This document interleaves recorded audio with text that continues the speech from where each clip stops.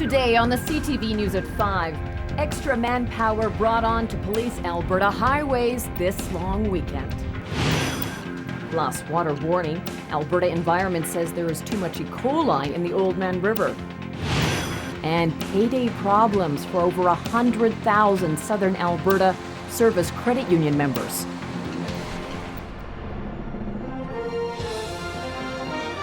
CTV News with Jackie Scantlebury. Good afternoon. Southern Albertans are already hitting the highway for the August-long weekend. Extra sheriffs will be brought on for the next few days as police beef up their presence. In the past 10 years, nearly 100 people have died on Alberta highways during the August-long weekend. 1,000 more have been injured. Police and RCMP will be out in full swing all weekend.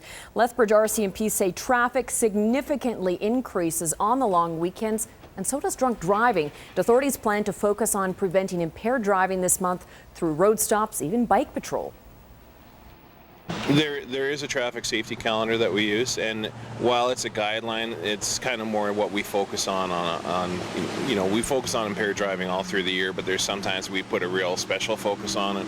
So it's one of those things this month that we're doing.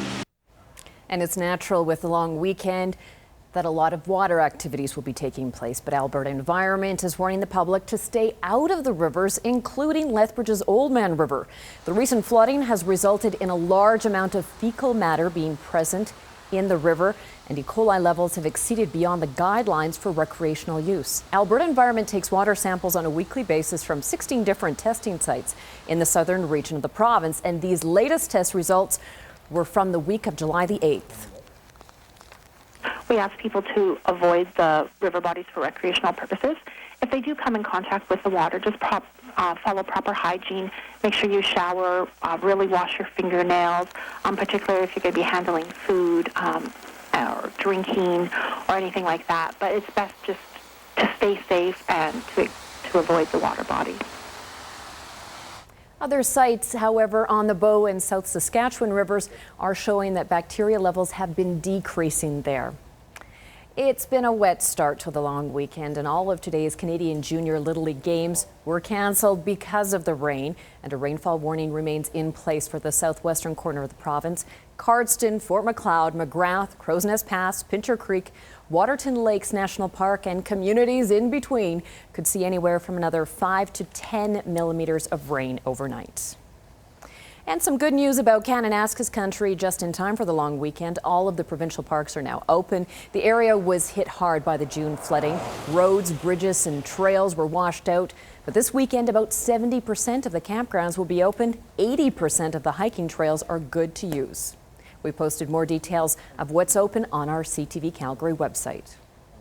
And firefighters are working to bring down a wildfire under control in Kootenay National Park. It's been burning in the Numa Creek area, and there may be some smoke along Highway 93. It's considered a pretty small wildfire, but it does bring to mind this. Can you believe it's been 10 years since wildfires burned over 12% of Kootenay National Park? Firefighters came from across the country to help put out the flames of the Lost Creek fire. Lightning strikes and a really dry summer were to blame for starting the whole thing and making it so difficult to get under control. The fires burned for several days.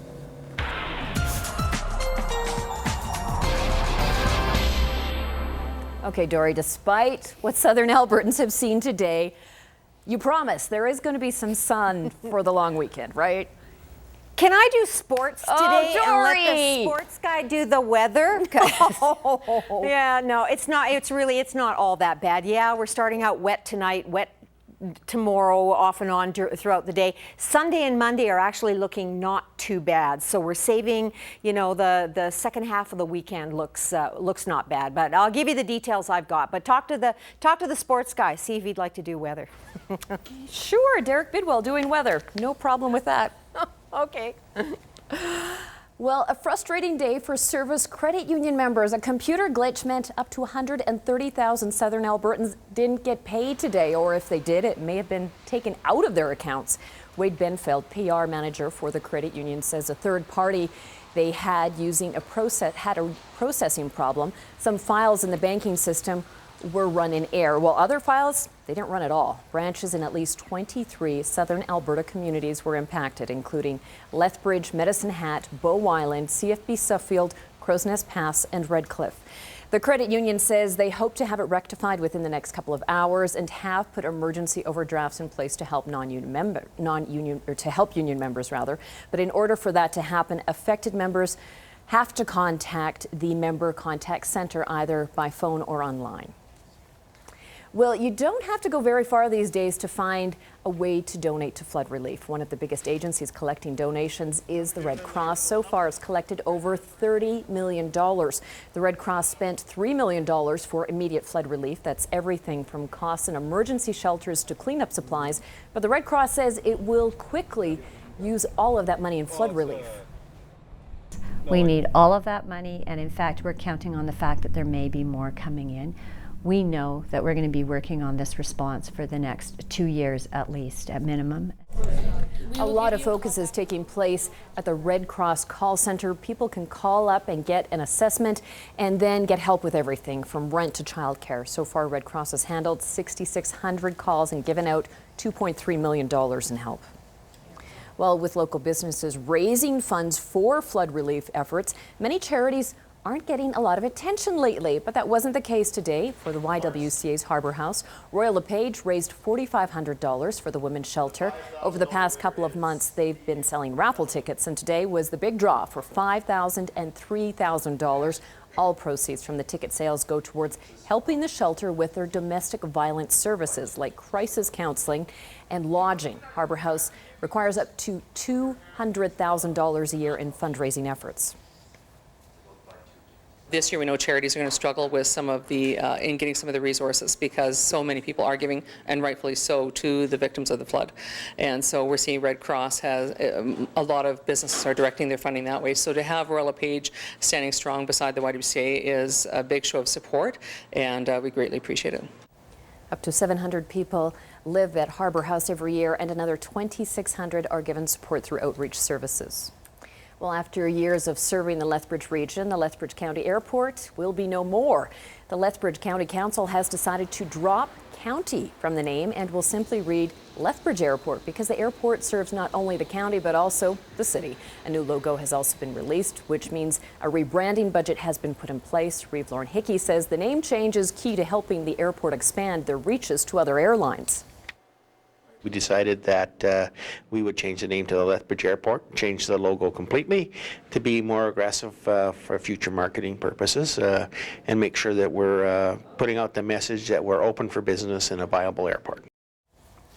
The fundings to cover the rebranding will come out of the airport's 2013 to 2015 budget. Well, the coffee karma continues across the country. Anonymous strangers have been buying coffees at Tim Hortons for their fellow customers, and someone bought 15 large coffees yesterday afternoon at the Tim Hortons on 26th Avenue North in Lethbridge.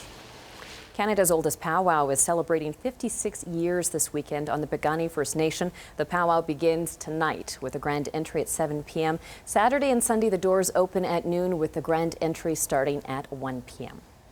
Another bizarre fossil has been found in Yoho National Park. Take a look at this. It's called a hallucinogenia.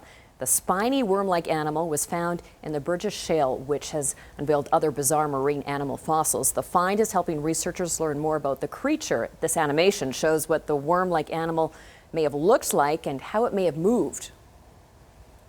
For over 100 years, scientists have been trying to figure out which way was right side up for this creature. They used to think it was this way, then they thought it was that way, and now we think it's this way. And these were spikes that hallucinogenia used to protect itself. The fossil is over 500 million years old. The creature used to live in the ocean but evolved into this, velvet worms that live on logs and under bark and can be found in forests around the world. Well, once it's finished, the Glacier Skywalk will provide stunning bird's eye views of Jasper National Park. But the project, the first of its kind here in Canada, is not without controversy, and opponents say they won't back down even if the bridge is almost finished. Brenna Rose reports. Situated amongst Jasper's snow and ice-capped mountains, the Glacier Skywalk is starting to take shape. And then you'll walk out to the Glass Fort observation platform, which is at the edge there. and that will be what offers you the views. It promises to be flat out awesome. That's a fine view, that's for sure. Giving you a front row seat to nature. Rather than people just driving down the parkway, looking out the window and seeing the beautiful scenery and not really learning anything, we wanted them to get out of their cars and engage in a fun and unique way. The concept is similar to the glass walkway over the Grand Canyon, but this attraction has an educational component. There's 6 interpretive nodes or stations that are located along the walkway that lead up to the Discovery Vista. It's a project so massive they haven't been able to put a price tag on it. In its second construction season, the design is only recently coming to life. It's in, baby! Woo! Jutting 30 meters out and 280 meters above the Sun-Wapta Valley, the view through the glass vista will be one of a kind. Even so, local environmental groups have been fighting the project since the beginning. It's an atrocity for our national park and for our reputation. Critic Kim Wallace never thought the vision would make the construction stage. She believes the walkway clashes with the values and purpose of Canada's national parks. To me, it feels like national parks are prostituting the land, and they're trying to make money, and they're doing it in a way that, to me, is unethical. Jasper National Park is in favor of the project. And the Skywalk is also located on the Icefields Parkway, which is a scenic road that was purpose-built for visitor use and enjoyment, and it's zoned for outdoor recreation. In fact, the actual location used to be an underutilized parking lot. When I drive by it, it hurts my heart, when I see what's happening to that space. Construction is expected to be done in October, but tourists will have to wait until next May to step over the cliff's edge. Brenna Rose, CTV News, Jasper. Now, taking in the view from the Skywalk isn't cheap. It's going to cost $25 for adults, half of that for kids. Coming up, we've got Dory with the forecast. That's right, Dory, no sports guys. On the markets, the Dow and S&P end the week at record closing highs despite a disappointing jobs report.